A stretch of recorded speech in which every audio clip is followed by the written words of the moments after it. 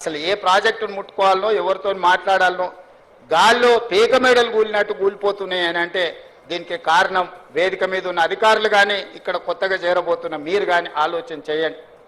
అందుకే ఉత్తమ్ కుమార్ రెడ్డి గారు ప్రతి ఒక్క ప్రాజెక్టును ప్రత్యక్షంగా వారే క్షేత్రస్థాయిలో పర్యటనకు వెళ్ళి ప్రతి ప్రాజెక్టును డీటెయిల్గా స్టడీ చేసి ఎక్స్పర్ట్స్ ఒపీనియన్ తీసుకొని ఈరోజు ముందుకు వెళ్తున్నాము. ఇవాళ అందుకే ఈ ప్రభుత్వం బాధ్యతతోని 75% పైబడిన ప్రాజెక్టులను తక్షణమే పూర్తి చేయాలని ఒక లక్ష్యం పెట్టుకొని ఈ ప్రాంతంలో ఉన్న ప్రాజెక్టులను for example SLBC Srisailam left bank tunnel ఈ దేశంలోనే ఒక అద్భుతం 44 కిలోమీటర్ల టన్నెల్ బోర్ మిషన్ తోని ప్రపంచంలోనే లాంగెస్ట్ టన్నెల్ సాగునీటి ప్రాజెక్టులలో అట్లాంటి అద్భుతమైన టన్నెల్ని కంబైన్డ్ స్టేట్లోనే దాదాపుగా 25-30 కిలోమీటర్లు కంప్లీట్ చేశారు. ఈ ప్రభుత్వం 10 సంవత్సరాలైనా 10 కిలోమీటర్ల టన్నెల్ తవ్వకపోవడం వల్ల మళ్ళీ ఉత్తమ్ కుమార్ రెడ్డి గారు ముఖ్యమంత్రిగా బాధ్యతలు చేపట్టినాకనే ఎస్ఎల్బిసిలో టన్నెల్ని మనం కదిలిస్తే 10 ఏళ్ల నుంచి కదలకుండా టన్నెల్ బోర్ మిషన్లు ఉండడంతో దాంట్లో నీరు బురద చేరుకొని ఒక్కసారిగా ప్రాజెక్ట్ కదలడంతో కుప్పగూలిపోయి 8 మందిని ఈరోజు బలి తీసుకునే పరిస్థితి వచ్చింది.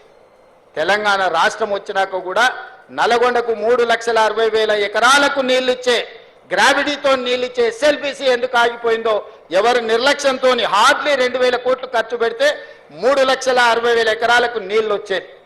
కానీ ఇలా కాళేశ్వరం మీద 1,00,000 కోట్లు ఖర్చు పెట్టిన మనకు వచ్చిన ఆయకట్టు 50,000 ఎకరాలు కూడా రాలేదు. అధికారిక లెక్కలు చెప్తున్నా నేను. అంటే ప్రభుత్వాల యొక్క ప్రాధాన్యత వల్ల తెలంగాణకు జరిగిన నష్టాన్ని ఈరోజు మనం కల్లారా చూస్తున్నాము. అందుకే శాఖలు చేరబోతున్న యువ ఇంజనీర్లకు ఇక్కడ చేరబోతున్న ప్రభుత్వ ఉద్యోగంలో చేరుతున్నామని కాదు, ఇది ఒక భావోద్వేగం అని గుర్తుపెట్టుకోండి. ప్రజల యొక్క సెంటిమెంట్, తెలంగాణ ప్రజలకున్న బిగ్గెస్ట్ సెంటిమెంట్ నీళ్లు. ఈ నీళ్లు అనే పదాన్ని మనం చాలా జాగ్రత్తగా వాడాలి. ఈ ప్రాజెక్టులను పూర్తి చెయ్యాలి. ప్రభుత్వం వైపు నుంచి సంపూర్ణంగా సహకరించి ఈరోజు నిజంగా సమయం వచ్చినప్పుడు ఖర్చు పెడతామంటే నీళ్ళకు ఖర్చు పెడతామంటే నిధులకు షార్టేజ్ వచ్చింది. అయినా ఏదో ఒకటి ప్రయత్నం చేస్తాం. తప్పకుండా సాగునీటి ప్రాజెక్టులు ఏవైతే ఉన్నాయో ఎస్ఎల్బిసి కానీ, కల్వకుర్తి కానీ, పాలమూరు రంగారెడ్డి ఎత్తిపోతలు కానీ, భీమా నెట్టంపాటుతో పాటు సీతారామ సాగర్ లాంటి ప్రాజెక్టులు కానీ, సమ్మక్క సారలక్క లాంటి ప్రాజెక్టులు, దేవాదుల ప్రాజెక్టులను మొదటి ప్రాధాన్యత కింద పెట్టుకొని పూర్తి చేస్తాము.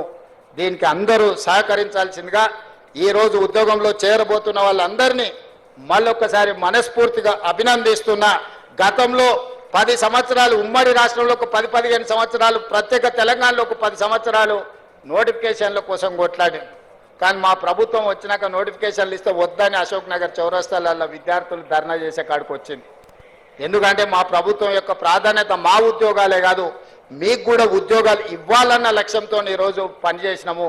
ఈ 14 నెలల్లో మీకు తెలుసు 60,000 ప్రభుత్వ ఉద్యోగ నియామకాలు చేపట్టి దేశంలోనే చరిత్ర సృష్టించినము. ప్రైవేట్లో 1,00,000 ఉద్యోగాలు ఇచ్చినాము. 3 లక్షల కోట్ల రూపాయల ప్రైవేట్ కార్పొరేట్ పెట్టుబడులు తీసుకొచ్చినాము. యువత యొక్క విద్య, యువత యొక్క ఉద్యోగాలు మా ప్రభుత్వం యొక్క మొదటి ప్రాధాన్యత. అందుకే ఈరోజు ప్రభుత్వం ఉన్న ఖాళీలన్నిటిని కూడా భర్తీ చేసే బాధ్యత తీసుకున్నాం. ఈరోజు గ్రూప్ 1లో కూడా 563 మంది గ్రూప్ 1 ఉద్యోగులకు ఈరోజు నియామక పత్రాలు ఇచ్చే సందర్భంలో కొంతమంది రాజకీయ ప్రేరేపితమైన పిటిషన్లు హైకోర్టులో వేసి ఉద్యోగ నియామకాలను అడ్డుకుంటున్నారు. 2011లో ఉమ్మడి రాష్ట్రంలో కిరణ్ కుమార్ రెడ్డి గారు నియామకాలు చేపడితే 15 సంవత్సరాలు గ్రూప్ 1 ఉద్యోగాల నియామకాలు చేపట్టలే. ఆనాడు పరీక్షలు నిర్వహిస్తే ప్రశ్న పత్రాలు జిరాక్స్ సెంటర్లలో అమ్ముకున్నారు. మేము వచ్చిన తర్వాత పకడ్బందీగా 563 గ్రూప్ 1 ఆఫీసర్లను తెలంగాణలో ఉమ్మడి రాష్ట్రంలో కూడా అన్ని ఉద్యోగాలు ఇవ్వలే. ఇవాళ ఇవ్వడానికి అంత ప్రక్రియ మొత్తం పూర్తి అయిపోయింది. కేవలం ఒక ఇనెలిజిబుల్ పర్సన్స్ పోయి ఈరోజు అక్కడ కోర్టులో స్టే తీసుకొచ్చి 563 గ్రూప్ 1 ఉద్యోగాలను అడ్డుకుంటారు. దీని వెనకాల రాజకీయ పార్టీలు, రాజకీయ నాయకులు ఎవరున్నారో మాకు తెలుసు.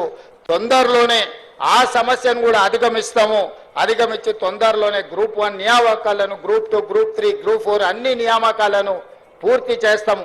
ఈ ప్రభుత్వం మీద సంపూర్ణ విశ్వాసం పెట్టి ముందుకెళ్తున్న యువతకు మరొకసారి అభినందన తెలియజేస్తూ ఈరోజు ఉద్యోగాలలో చేరబోతున్న వాళ్ళను మనస్ఫూర్తిగా అభినందిస్తూ వాళ్ళ తల్లిదండ్రుల కళ్ళల్లో వాళ్ళ ఆనందం, వాళ్ళ పిల్లలు ప్రయోజకులైనరు, వాళ్ళ జీవితంలో మార్పు వస్తుంది అని ఏదైతే వాళ్ళ కళ్ళల్లో ఆనందం ఉందో అది మాకు సంతృప్తినిస్తుంది, సంతోషాన్ని ఇస్తుంది.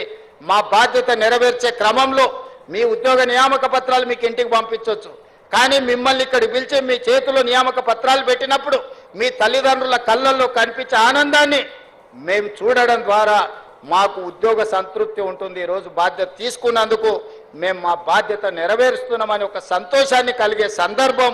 ఈ సంతోషకరమైన వాతావరణంలో పాల్గొన్న వాళ్ళందరినీ కూడా అభినందిస్తూ మీ దగ్గర సెలవు తీసుకుంటున్నా. ధన్యవాదాలు.